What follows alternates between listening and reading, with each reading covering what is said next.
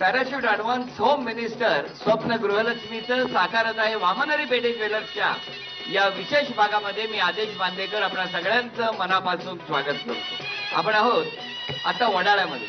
वडाळा पूर्व या परिसरातल्या श्री गणेश प्राथमिक शाळा गोविंदा पथकातल्या या सगळ्या छोट्या त्यांनी यंदा ठरवलेलं आहे की एक वेगळा विक्रम करायचा. 7 थरांची दहीहंडी रचायची. म्हणजे आतापर्यंत हे आव्हान कोणी केलेलं नाही. एक गोष्ट सांगताना मला नेहमी आनंद आणि अभिमान वाटतो. जगामध्ये एकमेव भारत देश असा आहे की ज्यामध्ये फक्त महिलांचा गोविंदा अत्यंत उत्साहामध्ये थरावर थर चढवत असतो. आणि हा अत्यंत आनंद आहे. सगळी मंडळी आता तयारी करतायत, कारण 7 थर लावणं मोठं जिकरीचं काम आहे. मला म्हणताना किंवा या सगळ्यांना बघताना तुम्हाला वाटलं असेल की या सगळ्या लहान लहान मुली काय करणार, पण या उद्याच्या होम मिनिस्टर आहेत आणि या प्रत्येकीची इच्छा आहे की जर पैठणी जिंकली तर मी माझ्या आईला किंवा माझ्या मावशीला देईल. मी या सगळ्यांची गप्पा मारणार आहे. सगळ्यात आधी सगळ्यात वर जाणारी नाव सांग तुझं. नेहाला अविनाश पारंगे. कितवीत आहेस? 5वी. 5वीत आहेस. तुला भीती नाही वाटत वरती गेल्यावर? नाही, कधीच नाही वाटत.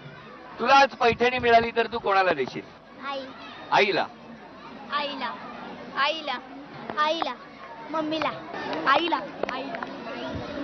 सगळ्या जणींचं म्हणणं आहे की जर आज पैठणी मिळाली तर ती पैठणी आम्ही आईला देऊ. पहिला खेळ आपण खेळणार आहोत, पण पहिला खेळ खेळत असताना या खेळाची सुरुवात कशी होणार तेही सांगतो.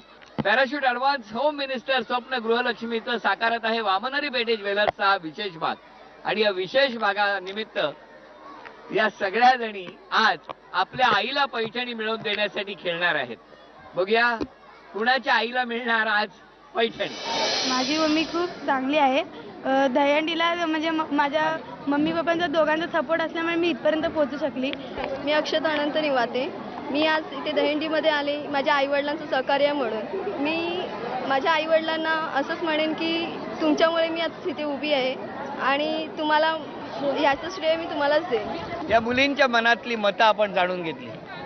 खरंच घरी काही असो, आईबाबांना किती टेन्शन असो, तणाव असो, ही छोटी मुलं नेहमी त्यांना काही ना काहीतरी वेगळं सांगण्याचा प्रयत्न करत असतात.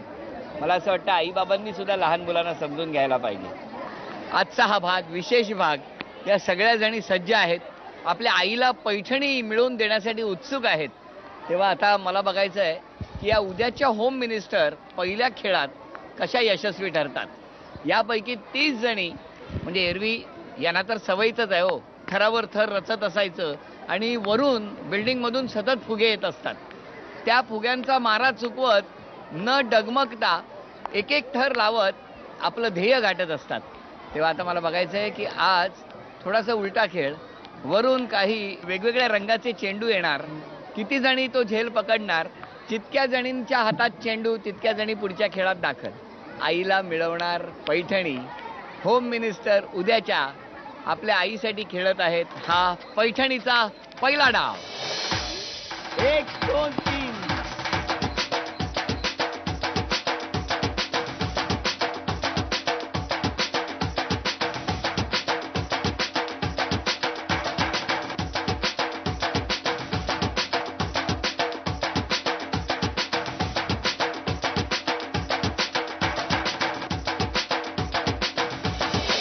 पॅराशूट ॲडव्हान्स होम मिनिस्टर स्वप्न गृहलक्ष्मीचे. बघा ना, ही सगळी मंडळी या गणेश नगरमध्येच राहणारी ही सगळी मुलं आहेत. आज प्रत्येकाच्या चेहऱ्यावरती एक आनंद आहे, कारण त्या प्रत्येकीच्या मनात एक स्वप्न आहे की आयुष्यात एका विशिष्ट उंचीवर जायचं आहे, उंची गाठायची आहे. आणि ही मोठी स्वप्न घेऊन या सगळ्या छोट्या होम मिनिस्टर सज्ज झालेले आहेत. मग आज पैठणी जिंकून देणार तुम्ही आईला? हो हो हो हो. पण आता ह्यांना पहिल्या डावात या बाद झाल्या आहेत, तरी पण खेळू शकतात. पण मला सांगा, आता त्या ज्या जिंकणार आहेत त्यांच्यात कोण जिंकेल पैठणी असं वाटतं? कुणीही जिंकू दे. आम्ही शेवटी सगळ्या जणी मैत्रिणी आहोत. दहीहंडी किंवा थर रचत असताना याच्यात एक वेगळं दर्शन आपल्याला नेहमी बघायला मिळतं.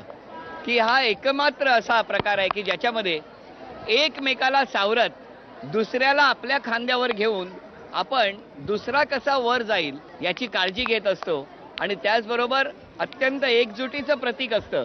त्यामुळे कुणीही पडू नये आणि कुणी पडलं तर असंख्य हात त्याला झेलायला असतात.